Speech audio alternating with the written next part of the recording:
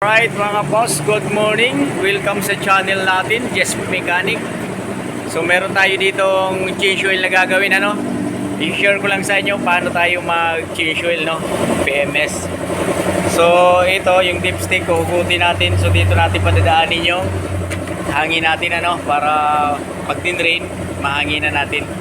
Ayan, diretso na yan sa crankcase. So hindi na dadaan sa loob ng engine natin. So for safety, kung may tubig man yung compressor natin or moist, so safe pa rin yung engine natin, So ganyan tayo mag-change oil. Okay mga boss, iangat na natin. Ayan, Pero bago natin iangat, titingnan muna natin nga pala yung mga tulad ng brake fluid. Marami pa. Tapos coolant. Marami pa. Yan lang naman ang mga chine-check natin dito. Tapos syempre yung battery health. So ito, air cleaner. Pwede pa, hanginan na lang. So ito, angatin na natin, Toyota Vios mga boss, good morning. Shout out sa ating mga solid customers, solid followers, subscribers. Kahit wala tayong views, go lang mga boss. Kahit walang nanonood sa videos natin, don't worry. So, ganun talaga hindi kailangan na kumita tayo dito kay Mita, So, ang kailangan lang natin na i-share natin sa inyo kung ano yung mga nagagawa natin dito sa Shell, Kawit. Okay mga boss? So, angat muna natin, Ayun mga boss, ito yung gagamitin natin na filter range cap. Maliit. Saka yung pang dito. So, 27. Tapos right sheet. Tapos 14. Ayan, Yan. Okay, luluagan na muna natin, drain plug niya, tsaka oil filter. Ito kasi 27 yung laki nitong pangtanggal natin. Yan. Yan. So andyan na si Idol, dala-dala na yung imbudo. Malaking imbudo. Kadidrill lang niya kasi ng use oil. Use oil pa, di ba? Ayan. Ang ating imbudong malaki. So ito guys, magdi-drain na tayo. Ito, hiniluwagan na yan, kaya pwede na siyang kamayin. For safety, gagamit tayo ng basahan or gloves. Ito mga boss, Didrain na natin. Tingnan natin kung maitim na ang langis ni Vios. Uy, maitim na nga mga idol. Mga loads. Ayan, Uy, sablay. Yan. So ingat-ingat lang tayo pag mga ganitong nagdi-drain. Kasi nga, galing sa biyahe yung sasakyan, tapos papunta sa shop, mainit ang langis. Kaya ingat-ingat tayo kasi, sobrang init yan. Talagang mapapasok kayo niyan. Kumukulo sa loob ng makina yan, baka hindi nyo alam. Para meron lang tayo mga idea, paano mag-change oil sa madaling paraan. Yan, okay? Tapos siyempre yung oil filter, tatanggalin na natin yan. Yan. Luluwagan na natin, So dito, ingat-ingat lang din tayo. Kasi lahat yan ay mainit. Tapos siyempre, pag niluwagan natin, lalayo-layo tayo. Kasi siyempre baka matalsikan yung eyes. Okay? Yung mata. Kaya dapat gumamit tayo ng goggles. So, ang ginamit dito ay Vic 110. Ginamit na oil filter.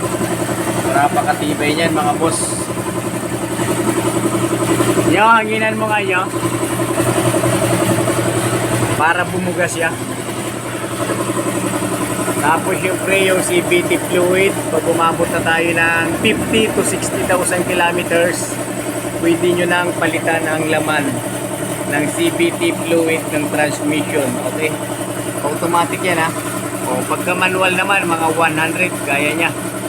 1,000 kilometers, 80 to 100. Ayan. Kalukuhan yung sinasabi nung iba na 100,000 kaya nung CVT fluid. Grabe na yun. Tapos syempre, double check nyo yung bell. Tapos syempre, brake pads, tie rod, diba? Track end. Ayan, brake pads, tie rod. Oh. Tapos rack end. Syempre, yung mga shock absorber, titingnan nyo yan. Ayan o.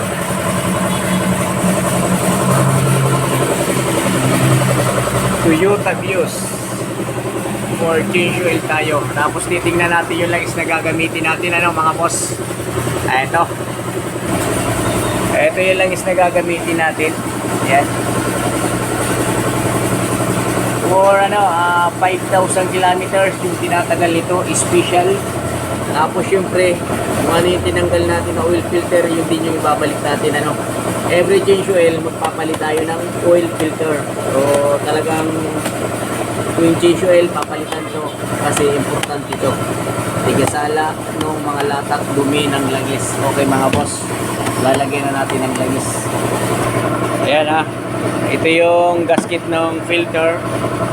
Lalagyan natin ng langis yung labi. Ayan. Para naman pag sinuksok natin doon sa lagayan, ay talagang ano naman, hapit na hapit ano. Ayan o. Vic 110 mga idol, yung Toyota Vios. Wigo, pupwede na dito. Altis, conforme kung ano yung nakalagay. Ayan. Tapos syempre, higpitan na natin ng panghigpitang saktuhan lang. Yan, gagamit tayong filter wrench. Pag wala tayo niyan, kadina, okay lang.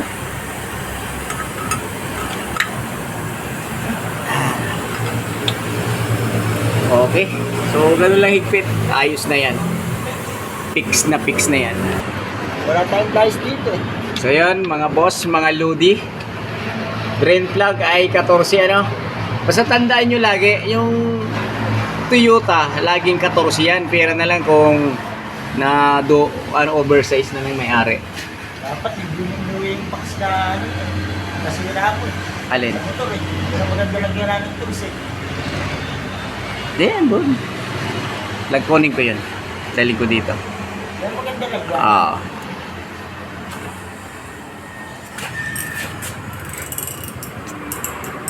CBT. Okay, grab naman kasi to.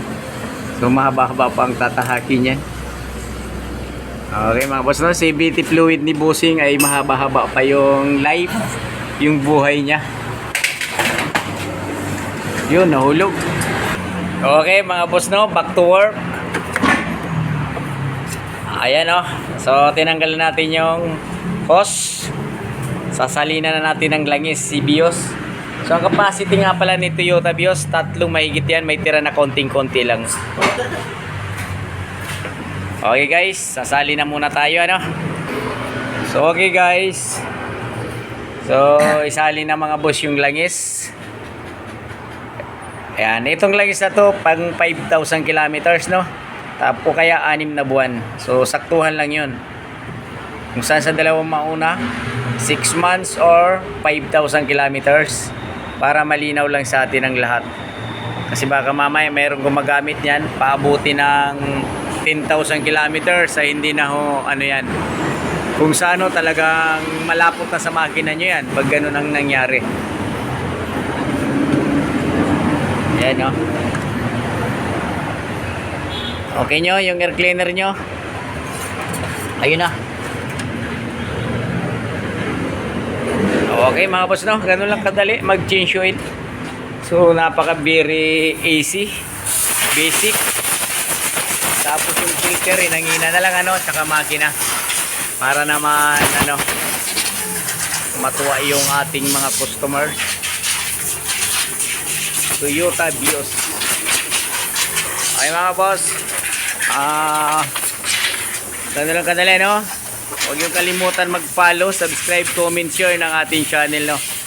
Jess Mechanic. Okay guys, thank you for watching.